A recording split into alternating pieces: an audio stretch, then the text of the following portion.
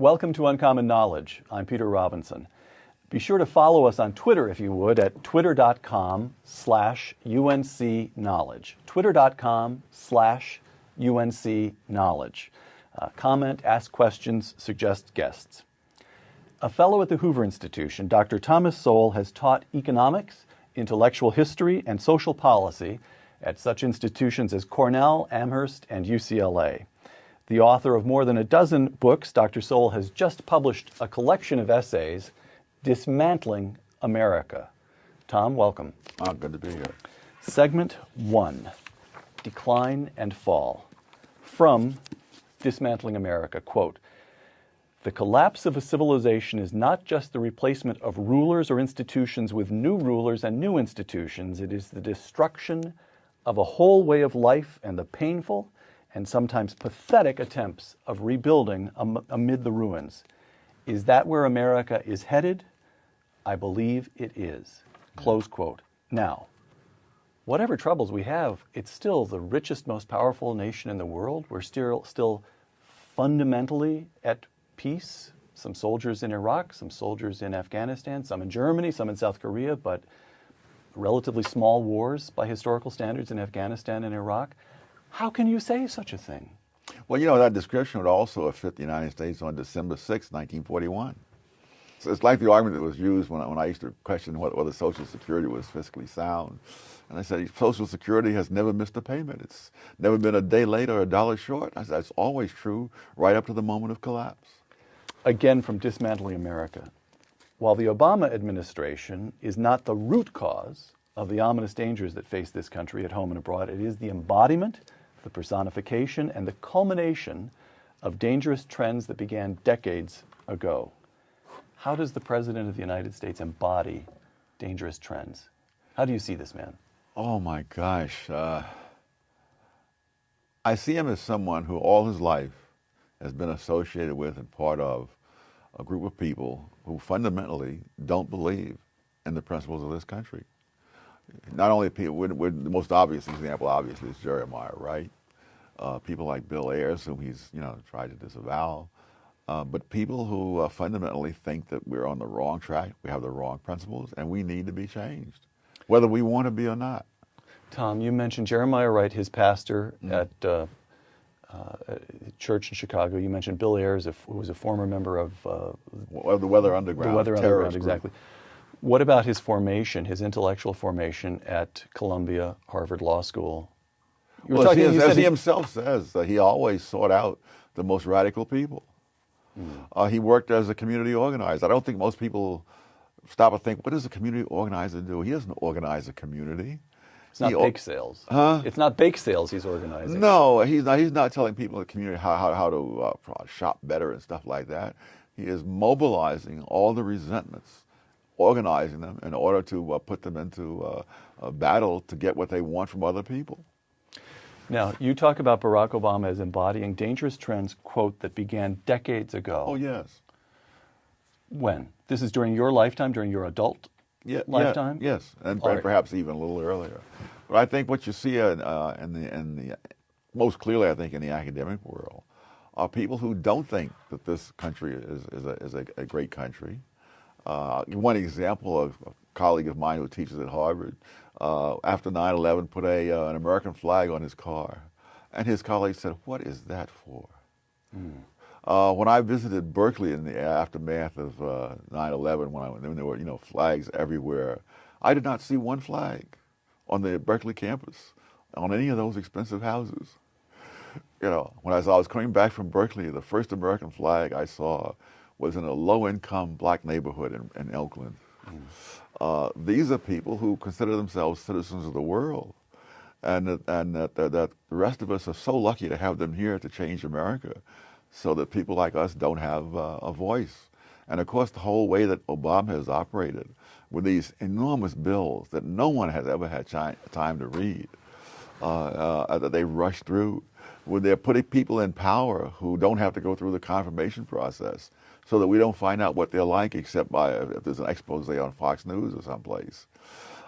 His whole thing has been to circumvent the American public in order to put in things that they clearly don't want as shown by the polls, as shown by this recent repudiation in Missouri. All right, that's a question. Barack Obama won by about 7 percentage points. That's the biggest for a Democratic presidential candidate. Bill Clinton won by 8. FDR won by big. But he's in the top 3 Democratic finishers in the last 7 decades. Barack Obama is. So here's the question. You've described him, you've described the academic elites. To what extent the American people voted for him?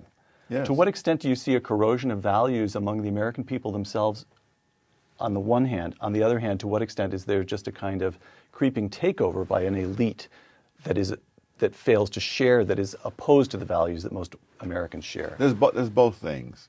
And I think part of the reason so many people voted for him was that what they got through the media was so filtered that they poo-pooed this man having been a member of a church run by a ranting racist because they wanted to believe that he was going to be a unifier. Community organizers don't unify. They divide. They polarize. That's how they get what they want. I never thought of Acorn as a unifying force in American life. And this man is not. But of course, if they don't know that, then of course they may vote for him. So it's the press, it's Barack Obama and the administration, it's the elites at academic institutions.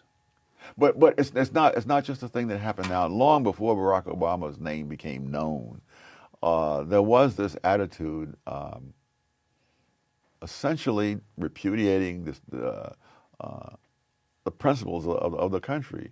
I mean, it started, I think, with Woodrow Wilson, who was the first president of the United States to openly say that the Constitution, needed to be superseded. And he didn't mean that there needed to be amendments to the Constitution, which anybody can be for, but that the courts should do this. In other words, to circumvent the voting public, and put in the things that the judges think ought to be put in, irrespective of what the Constitution says.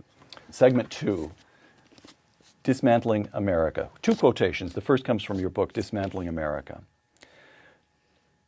This segment is on marriage. Justice Oliver Wendell Holmes, you write, said that the life of the law has not been logic but experience. Vast numbers of laws have accumulated and evolved over the centuries based on experience with male-female unions. There is no reason why all those laws should be transferred willy-nilly to a different kind of union, one with neither the inherent tendency to produce children or the inherent asymmetries of relationships between people of different sexes. That's quotation 1. Here's quotation 2. U.S. District Judge Vaughn Walker, ruling in Perry versus Schwarzenegger on August 4th. Quote, gender no longer forms an essential part of marriage. Close quote. I just dropped that in your lap to see what you do with it, Dr. Sowell. Well, the most important decision is always who makes the decision. And so the question is not what is the role of gender for this judge to decide, but since we are presumably still, for the moment at least, a self-governing nation, it's for the voting public to decide. And so the fact that he feels that way, that's wonderful. Let him vote that way in the privacy of the voting booth. But let him not say that this is now the law of the land just because he happens to think that way. Tom, let me give you just another couple of quotations from Judge Vaughn Walker's ruling the other day. Judge Walker, the traditional understanding of marriage represents, quote, nothing more than an artifact of a foregone notion that men and women fulfill different roles in civic life, close quote. That's an artifact. Well, one might say that Judge Walker is an artifact of what goes on in academia and particularly in the law schools. But again, the question is, whose decision is that? Is that a judge's there to decide that the rest of us, that what we believe is just not worth thinking about? Or is he there to carry out the laws that have been passed by the duly elected representatives? Tom, you know that during this trial, he had a long fact-finding phase in which one sociologist and expert after another came in to testify about the roles of genders, the state of marriage in the 21st century, and so forth. You just brush all that aside? No, none of that is a substitute for we the people, which is what the Constitution's about. When I could give you an impressive list of people who have said absurd things, In fact, if you were to make a list of all the absurd things said by brilliant people, it would be longer than the Encyclopedia Britannica. All right.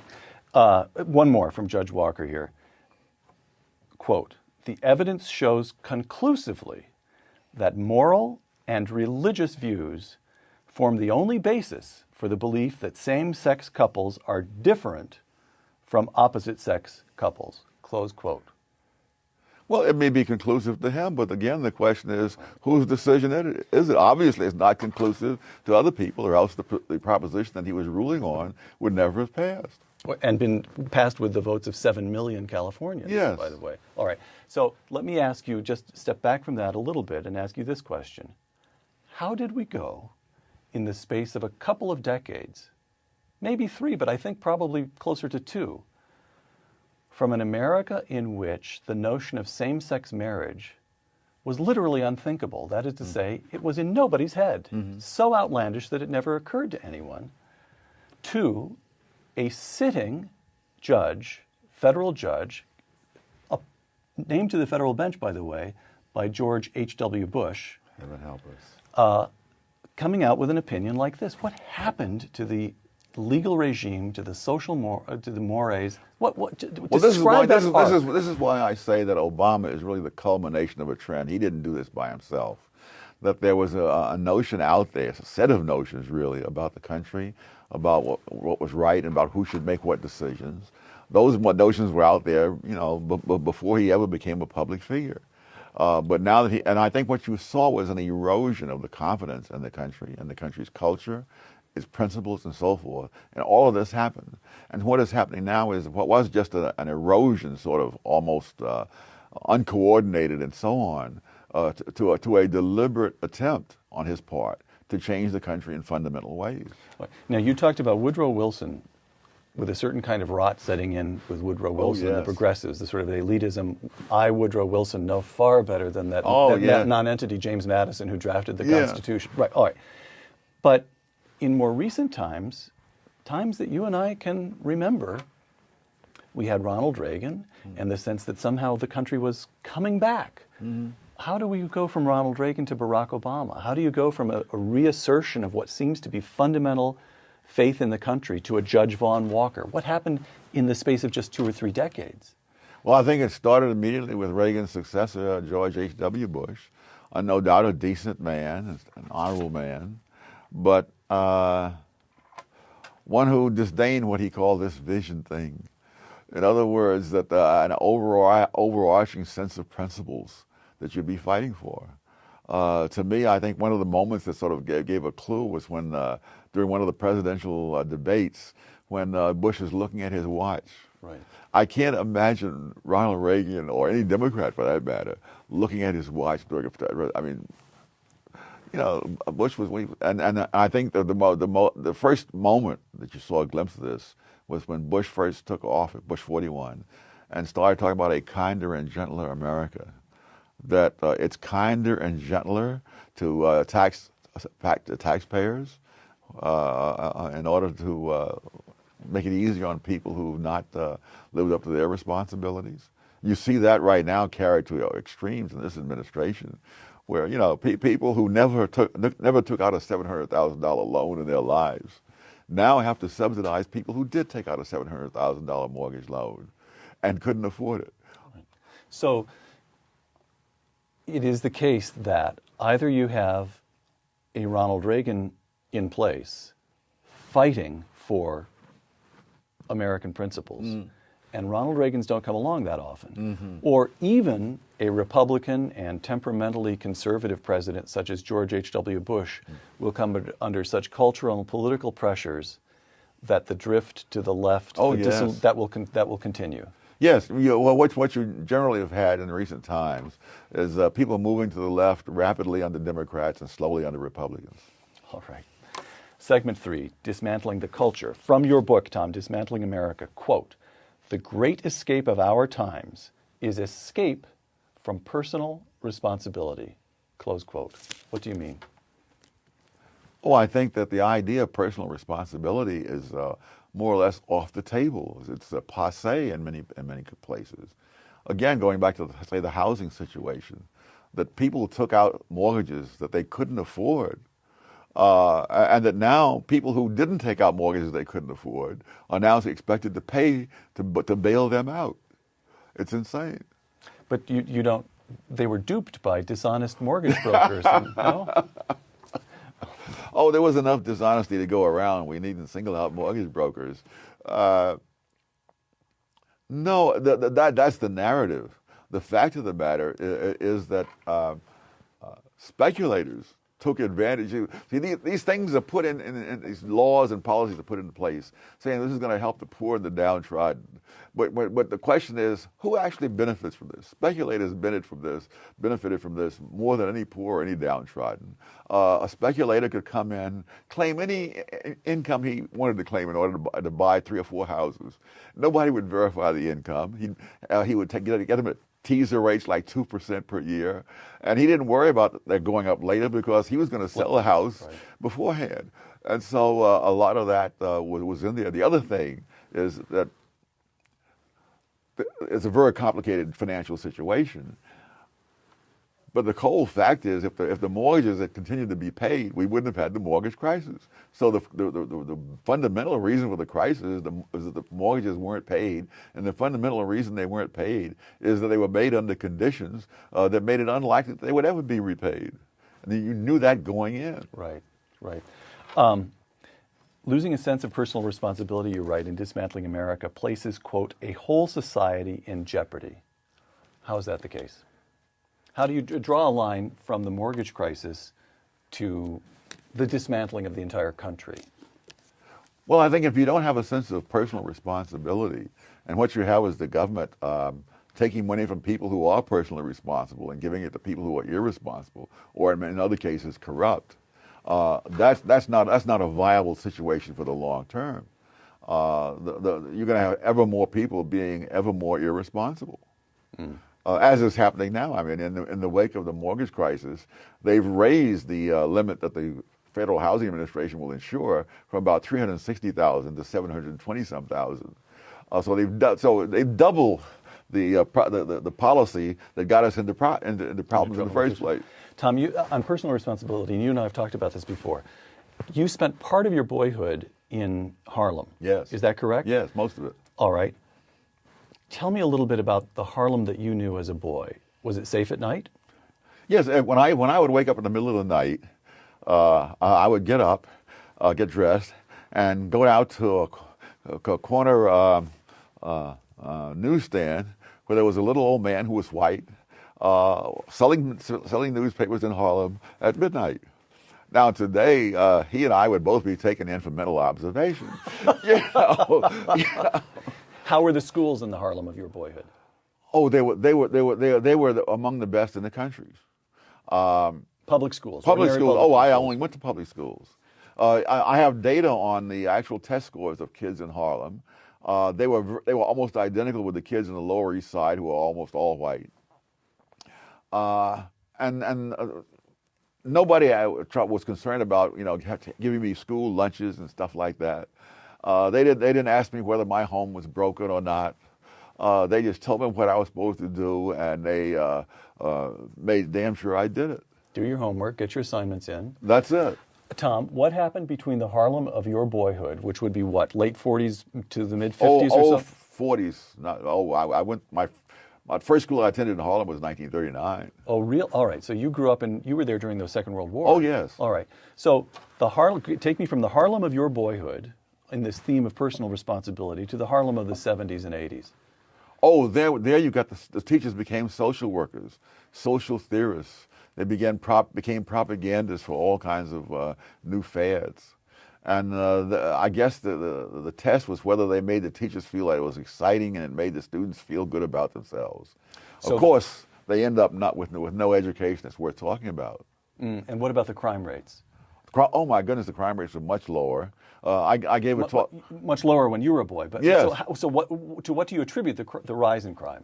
Oh, the rise in the idea that we have to look for the root causes of crime rather than put the bad guys in jail. All right. So there's the dissolution of the sense of personal responsibility that the teacher is to teach, the child is to do his homework. criminals are to be picked up and put in jail. Yes. Now, Harlem today is pretty safe. It has enjoyed the increase in safety or the drop in crime rates associated with the rest of New York that began under Rudy Giuliani. The Harlem economy is pretty robust. And Harlem is now home to some 24 charter schools. So what I'm trying to do, Tom, is cheer you up. I'm trying to... Well, I need it. I'm trying to point to evidence of the possibility of renewal, of rebirth, and that to suggest I never denied that there was possibility for renewal and rebirth. So I haven't said it. In fact, even in my book, I say, the one good thing is that nothing is inevitable until it happens. But I also point out that there were periods of improvement as the Roman Empire moved toward its last days. Right. All right. Segment 4: Dismantling self-government. Again, Tom, from Dismantling America. Quote: "Nothing so epitomizes President Obama's contempt for American values and traditions as ramming 2 bills, the stimulus package and the health care bill, this would be, through Congress in his first year, each bill more than 1,000 pages long, too fast for either to be read, much less discussed." Close quote. Stimulus package, the health care bill, actually, I looked this up, came to more than 2,000 pages. Yes. On the other hand, the American people elected Barack Obama. They gave him big Democratic majorities in both the House and the Senate. Why shouldn't Barack Obama and his Democratic allies enact whatever they want as they want? Oh, whatever they want is one thing. As they want is something else. As they want means circumventing the whole political system of the country that's meant to safeguard, a self-governing country. If you never learn what kind of laws are being passed, then you've lost a great deal of your ability to influence what happens to the people who rule. I mean, the thing that this whole business with rushing these bills through, it reminds me, the only thing I can find in parallel in history is the Norman conquerors who would publish their laws in England in French for an English-speaking nation. Dismantling America once again. What are the Beltway politicians buying with all the hundreds of billions of dollars they are spending? They are buying what politicians are most interested in: power. Explain that notion. There are things that the government is authorized to do under the Constitution and other things that they're not authorized to do. But by simply spending a vast amount of money, you acquire the right to do them. For example, you can fire the head of General Motors simply because you spent all that money rescuing General Motors. There are all kinds of programs that the federal government imposes on the states, which they have no authority to do, but they impose them because they make the receipt of federal money contingent on doing what they tell you in Washington. And so the powers that were set out in the Constitution and limited become expanded by this process. Now, I mentioned that we've had some questions for you submitted from people who follow the show on Twitter and Facebook. Here's one from a fellow called Albert Fuchs on Facebook. And he points, I'll paraphrase because it's a little bit long here. Milton Friedman said, "A major reason for the growth of government is that special interests are concentrated, but the general interest is diffuse." And Tocqueville warned that American democracy would be in danger when the public learned it could use the ballot box to vote itself money. Yes. Now, both of these get at what you were talking about just a moment ago. But both of these are structural points. It has been the case since the Constitution was enacted that special interests are concentrated and the general interest is diffuse, or that politicians could in effect purchase votes. Yes. Why do we have the problem now? What has happened in recent very good decades? question. Because one of the constraints are the values of the public, and when the values of the public are constantly eroded in the schools and in the press, elsewhere, then these other tendencies can have a wider field to play. Mm-hmm. So what's a good index for the values of the public? Would you say, for example, that it might be federal spending or federal debt, where for 2 centuries you get a fairly flat, slowly climbing line, goes up during the Civil War, comes back down, and then beginning about in the 70s, it just takes off. Yes. So it's not FDR, it's not the Great Deal, it's not the 30s, it's the 70s? Is that when do things begin to go catastrophically wrong? I would say it was the Great Depression. Most people are unaware that prior to the 1930s, the federal government never intervened in the economy to get us out of a recession. the economy recovered on its own and kept going. But FDR really broke down a great deal of that sense that of independence. I mean, there was a time I think most Americans would have felt insulted to have it thought that they wanted somebody else to pay their medical bills. They don't feel so insulted anymore. Mm. Mm. All right. This is what I'm trying to get at. This on the one hand, you've got an elite that is effectively engaging in a slow motion hijacking of America. That's Yes. a crude way, but Yes. one way of putting it. But at the other hand, you've got more and more Americans who either like the idea of being hijacked, are too worn out to fight it anymore. I'm trying to get your sense of the extent to which the public itself is Oh yes. is dispirited. Well, the ideas of the '60s, the idea that if you had a grievance, you didn't have to obey the law. Historian Paul Ray of Hillsdale College, he grants, we did a shoot with Paul Ray, and he grants a great deal of what you've been saying here, Tom. But, now listen to Paul Ray, quote, "The political moment in which we live is a moment of great, great hope," close quote. How so? Because by overreaching so dramatically, President Obama has roused the American people to reclaim their old liberties. The Obama administration, Paul Ray argues, this is a quotation, is, quote, "a gift to the friends of liberty," close quote. I hope he is right and that I am wrong. And you don't, are you encouraged by the Tea Party, by the polls that show that? Oh, yes, Okay. yes. But there is such a thing as a point of no return. And I think then the real question is whether he can take us there. And that's why I think that the fall 2010 elections are, on my judgment, one of the most, if not the most important election we've ever held. All Because if he doesn't get stopped in this fall's election, I don't know how he'll ever be stopped. For one thing, when people talk about his falling in the polls, he's still in the 40s. If he can somehow make millions of illegal immigrants legal and voters before 2012, he can get a second term. And I doubt if there's, I see that as a point of no return. So getting some substantial portion of the 12 million illegal immigrants in this country, the vote. Yes. That would be a direction, step toward the point of no return. Yes. Domestically, what other, is Obamacare? Obamacare is reversible, or at least its ill effects can be contained. It all comes down to November 2010. Oh, this year.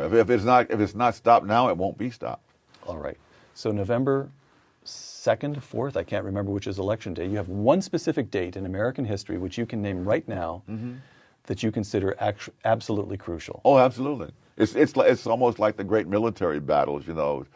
Charles Markel at the Tours. Yes, 732. Yes. I actually looked that up just yesterday for a separate reason. Or the siege of Vienna in 1532. You know, had those things gone the other way, it would be a totally different world today. We're into segment 5, which I had in my notes titled "The Point of No Return." You mentioned in Dismantling America such a point in foreign policy. Let me quote you, Tom. "Iran is advancing step by step toward nuclear weapons. While the Europeans wring their hands and the United Nations engages in leisurely discussion. When Osama bin Laden has nuclear weapons, the choice will be between knuckling under and watching American cities blasted off the face of the earth. That is the point of no return, and we are drifting toward it." Yes. Close quote.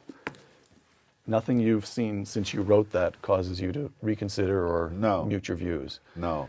I was appalled earlier this year when I think it was Gates or someone else in the Pentagon leaked the fact that there were no contingency military plans for stopping Iran from getting nuclear weapons. And now recently, there have been some talk that there are now plans. Now, I have no idea whether that means that there really are plans or whether they see an election coming and they'd better create the impression that they have more plans. Because they've covered themselves very well because they have international conferences over Iran. They have resolutions in the UN. These are what I call elaborate ways of doing nothing. Well, we've got, let me quote you, Michael Barone, the journalist, you know Michael Yes. Barone, this is just from a couple of days ago. Quote, Time magazine's Joe Klein and the American Interests' Walter Russell Mead suggested to me that the Obama administration is seriously considering a military strike against Iran. Now comes further evidence in an opinion article in the Washington Post by Stephen Simon and Ray Takei. I'm not sure I'm pronouncing that correctly. Simon worked in Bill Clinton's National Security Council, and Takei is described as a former advisor to the Obama administration. Their article takes seriously the possibility that the president will order such an attack. And your answer to that is that could be nothing but cheap leaking. Yeah, I'll believe it when I see it. All right. In fact, he doesn't have to do that. All he has to do is not interfere if the Israelis want to do it. I saw someplace where Saudi Arabia has indicated that the Israelis could fly over Saudi Arabia to get there. And it's ironic that they would have to go around Iraq and fly over Saudi Arabia because the American planes patrol Iraq and presumably would shoot down the Israeli planes on their way to Iran. Let me ask you this. Do you consider it then the duty of the President of the United States to prevent Iran from gaining nuclear? Absolutely. That's clear to you. Absolutely. Unambiguous. I don't know what earthly chance we have or the Western world has once Iran has those weapons. You know, it took two weapons. What about this notion of deterrence? It worked during the Cold War. Yeah, the Russians did not want us to blast Moscow off the map. The Iranians have said themselves, going back to Ayatollah Khomeini, that their top priority is not Iran, but Allah. And so if they get into a war in which Iran is knocked out, but they then strike a blow for Allah, they're happy with that.